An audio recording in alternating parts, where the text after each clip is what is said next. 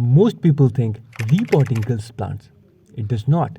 The real problem is how we repot them. Every time you remove a plant from its spot, thousands of tiny root hairs get damaged. These microscopic root hairs absorb almost all of the water and nutrients. Once they are broken, the plant struggles to replace the water it's losing through its leaves. That's exactly what transplant shock is.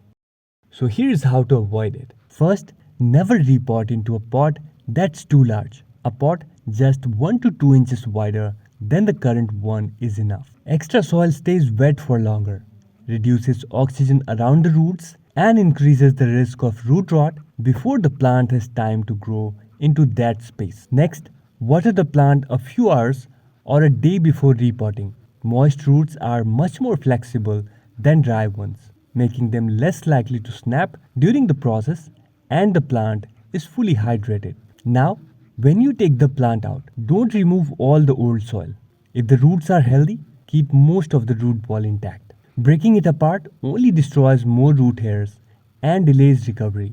Only loosen roots if they are tightly circling the pot and completely root bound.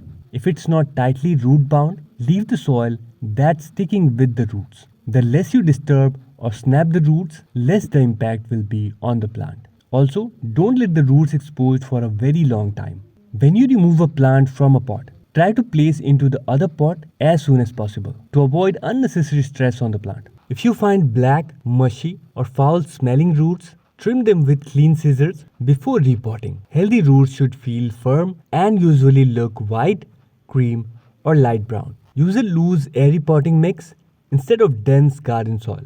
Roots don't just need water, they need oxygen too. A mix with ingredients like perlite, bark, or cocoa chips creates tiny air pockets that help the new roots grow faster. After repotting, water thoroughly until it drains from the bottom. This settles the soil around the roots and removes large air gaps. But don't keep watering every day afterward. Let the soil dry according to the plant's needs before watering again. Here's one mistake many people make. They place a freshly repotted plant in harsh, direct sunlight.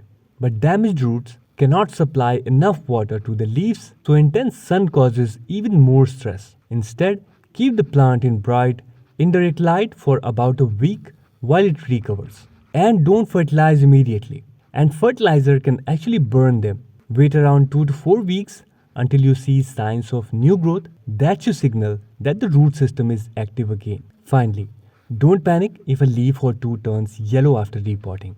The plant is simply redirecting its energy toward rebuilding its roots. As long as the new growth looks healthy, your plant is recovering exactly as it should. Repotting is not about giving a plant a bigger pot.